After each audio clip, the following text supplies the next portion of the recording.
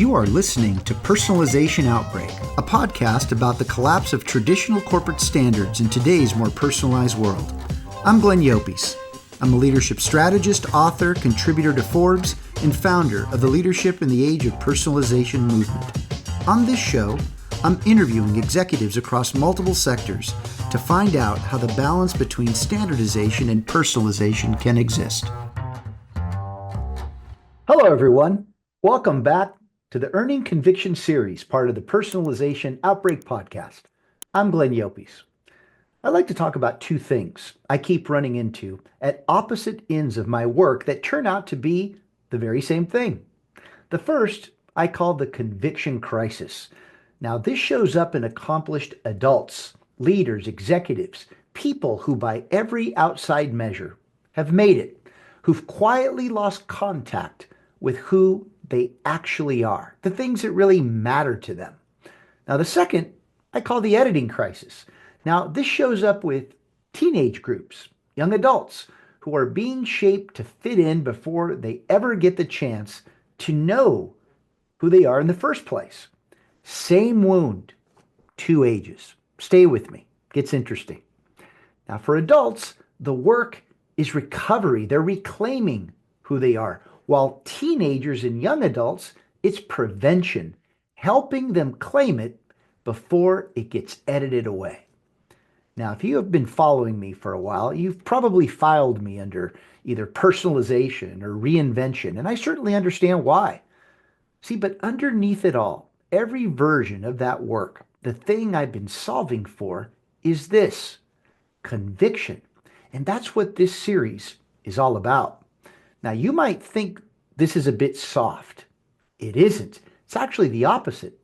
It's concerning. There's a sense of urgency here. Let me share the numbers with you.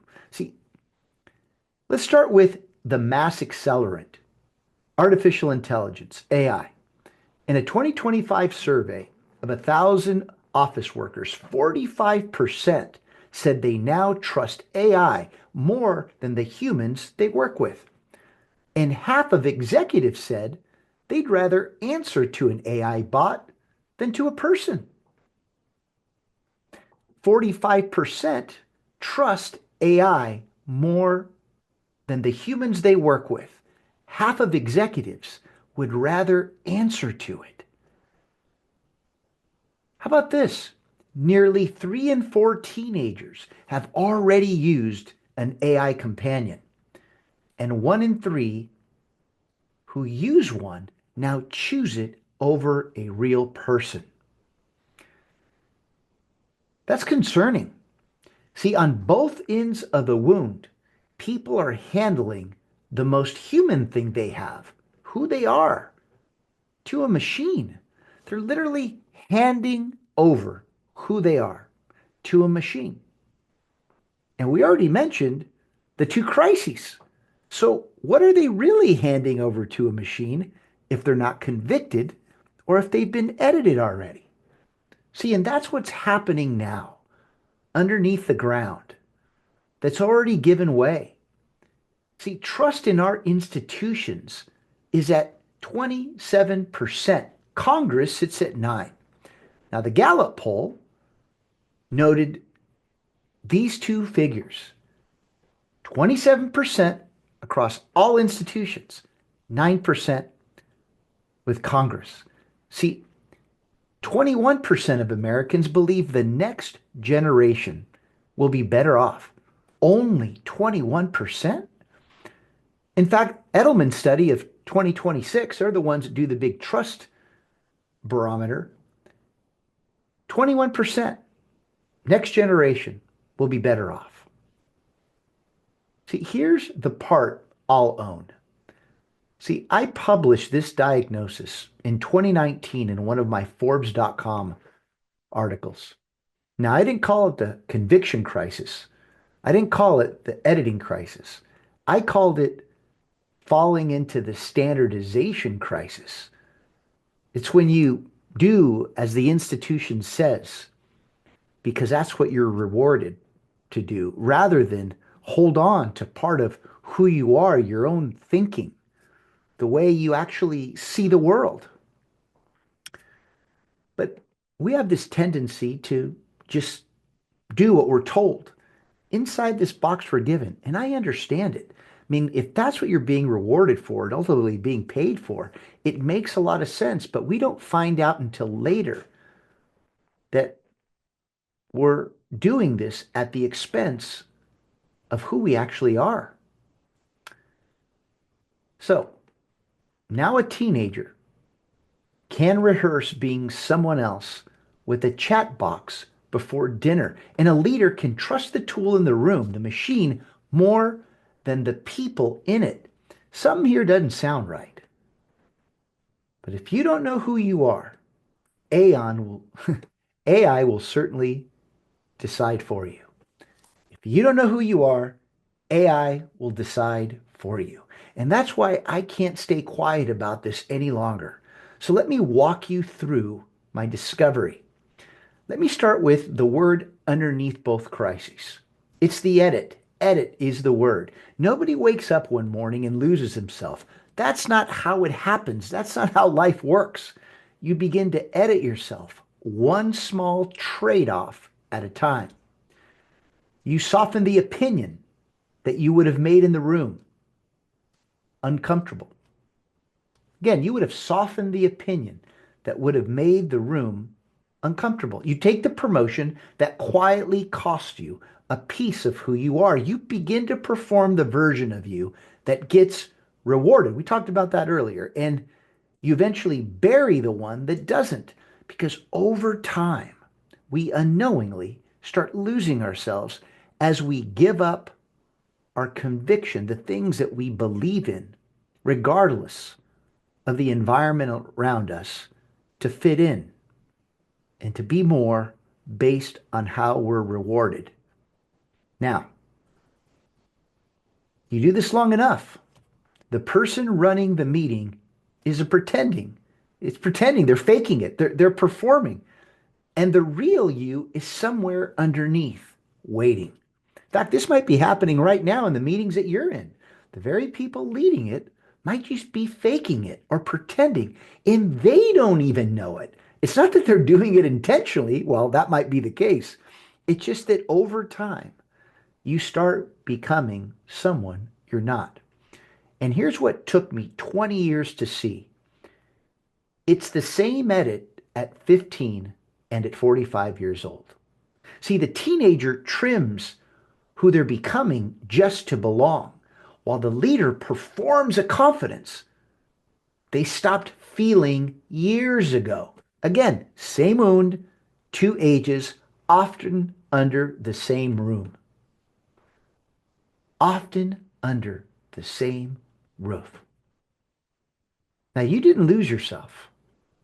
You edited yourself. And what was edited can be reclaimed. Let's start with adults for a moment. The conviction crisis. I was at dinner with a gentleman who's the president of a company that you would absolutely know. Now, somewhere between the appetizer and the main course, he looked at me and said, "Glenn, I've been faking it at work for the last 5 years." Now, it didn't surprise me because of the work that I do in the research. So I asked him, "How many people would you admit that to?" He said, "My wife and probably three other people at max." Now, a man at the very top, and almost no one left in his life knows about this. See, that's the conviction crisis. It doesn't fail at the bottom. It actually fails at the top first. Now, the higher you rise, the fewer people are left who can actually pour conviction back into you. And I know it because I've been in it. In fact, 2021, big year for me. I remember I walked into my office and I said something out loud to my team that I'd never admitted. And I told my team that I was a workaholic. Now, yeah, some of them started giggling a bit as if I was being funny. But that same afternoon, I got on a plane to Tucson, Arizona, and I checked in to a program built for executives who are addicts. Yes, these programs exist. And I went in with three questions. One, how do I disconnect? Two, how do I care less? And how do I last another 40 years for my daughter, who at the time was 6 years old? Now, by the end of this process, I had my answers. You disconnect by connecting more with yourself. You care less by caring more about yourself. And you last by doing those first two things. On the last day, they handed me a snow globe and told me to shake it as hard as I could. You see all that noise? The program director asked me. See, that's how you've been living. Then we let the globe settle a bit. And I could see clearly for the first time in years. See, that's recovery. And it's not becoming someone new. It's actually reclaiming who you actually are. Now, on the other end, the editing crisis. I was sitting in a Starbucks and a young woman sat down next to me. She introduced herself, very, very kind, 21 years old in med school. And she noticed my mug. It was a mug from the Pediatric Cancer Research Foundation I sit on the board of. And we started talking about pediatrics, that's what she wanted to serve. And out of nowhere, she started to open up. And she told me her father, from as far back as she could remember, told her she needed to do things his way.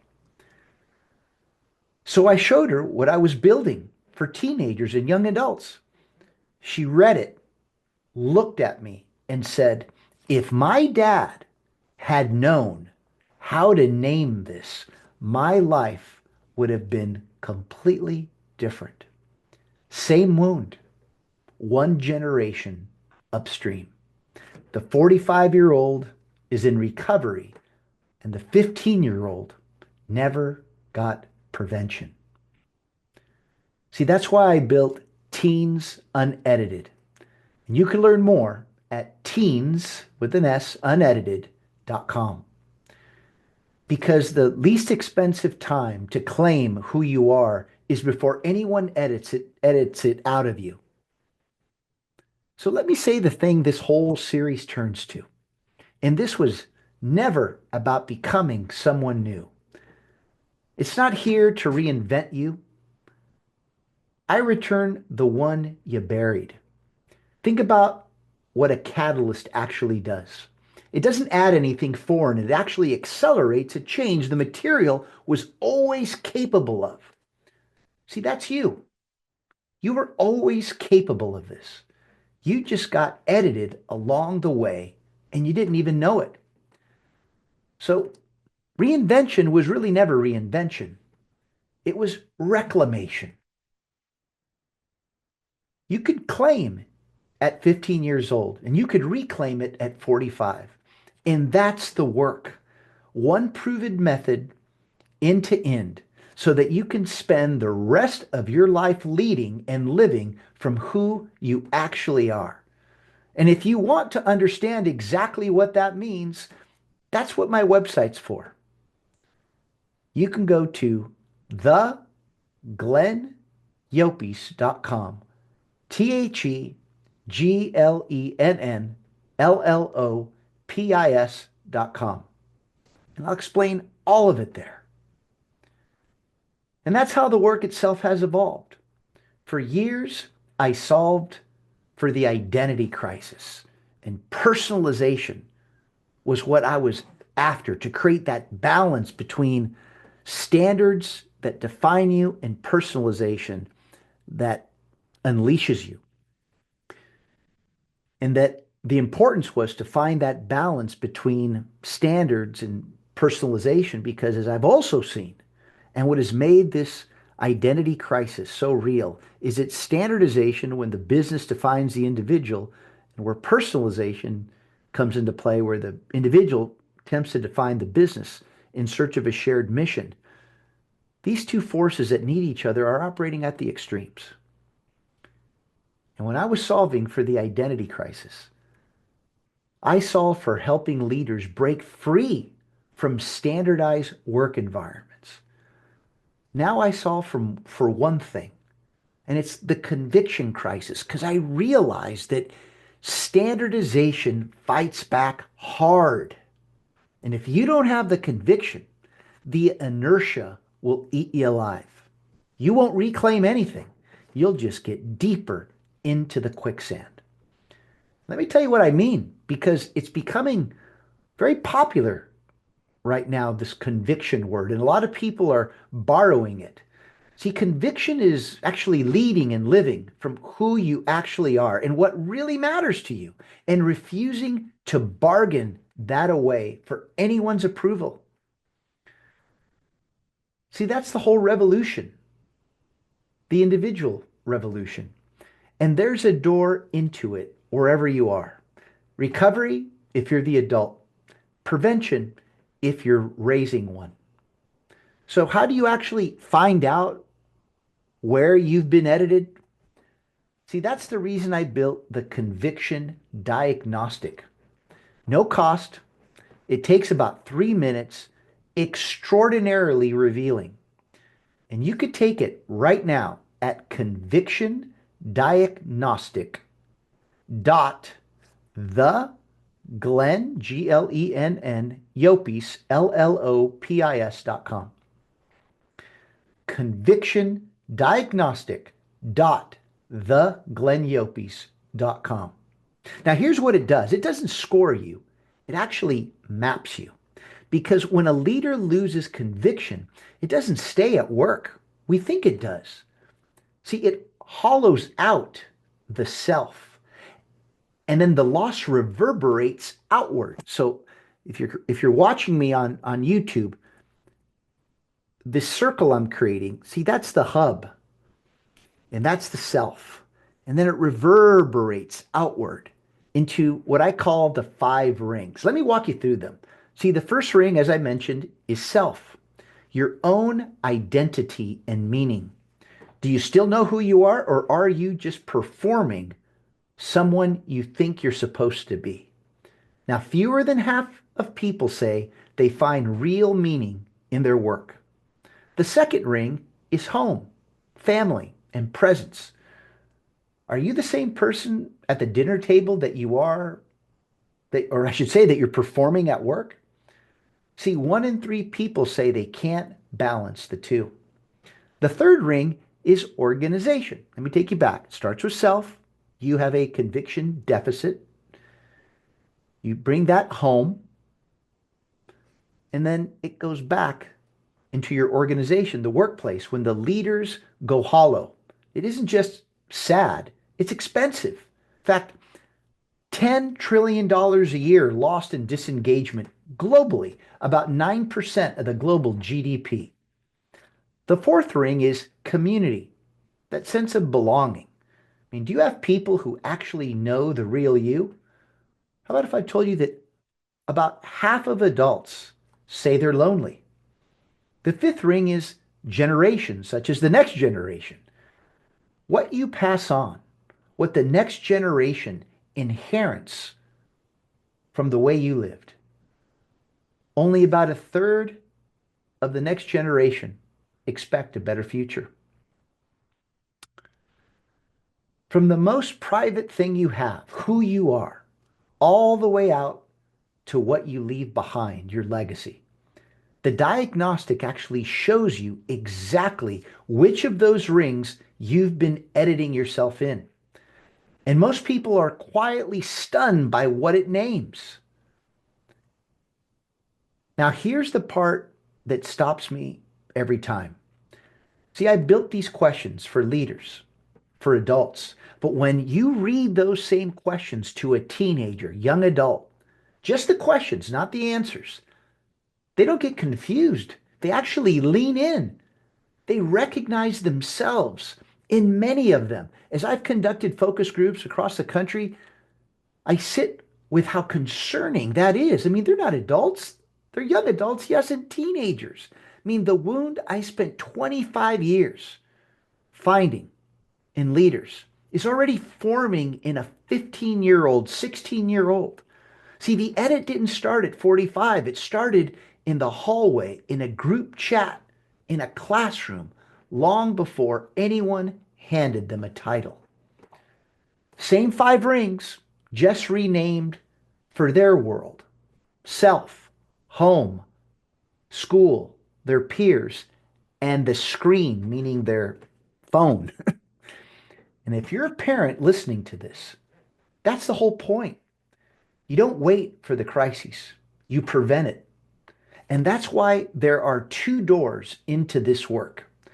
For adults, there's the Conviction Institute at convictioninstitute.com. See, that's where recovery happens, where leaders do the deeper work of reclaiming who they actually are with the full method behind it. Now, for teenagers, and even young adults can use this platform, there's Teens Unedited. And as I mentioned earlier, teens with an S, unedited.com.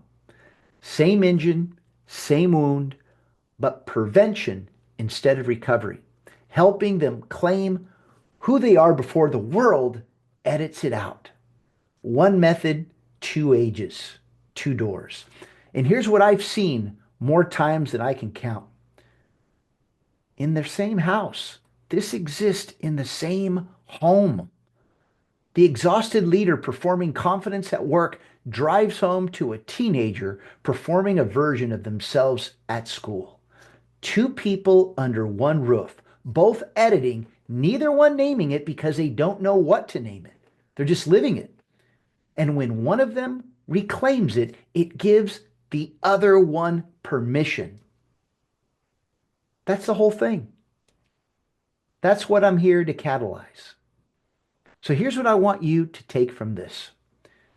You were never broken. You were edited. And what was edited can be reclaimed. Whether you're 45 and reclaiming it or 15 and claiming it for the first time, it's the same courage.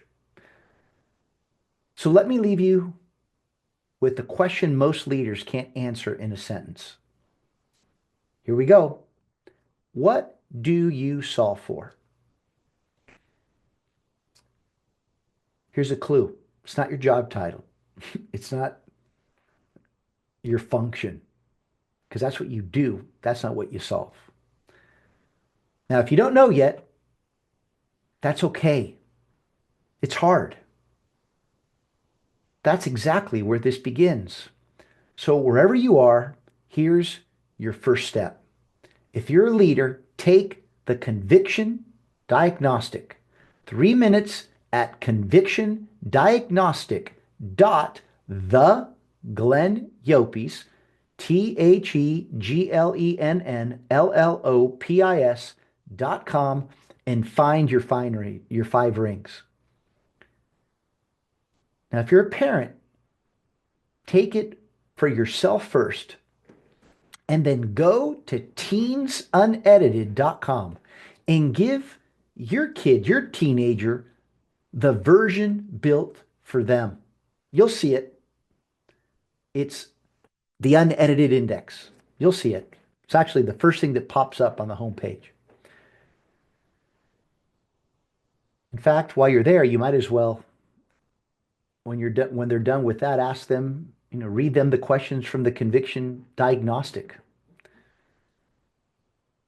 I didn't plan to say this, but one thing that's come out of many of these focus groups that have just happened organically is teenagers and young adults don't have to wait until they're 45 to burn out. If we don't get out in front of this, they're going to burn out by the time they're 25.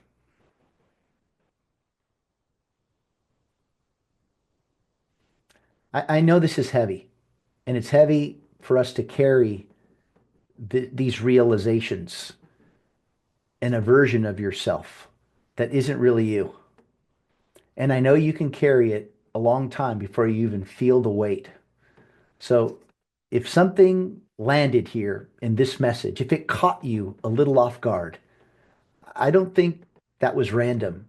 I think that that was the real you recognizing it and recognizing itself in you. Don't edit that away. Not this time.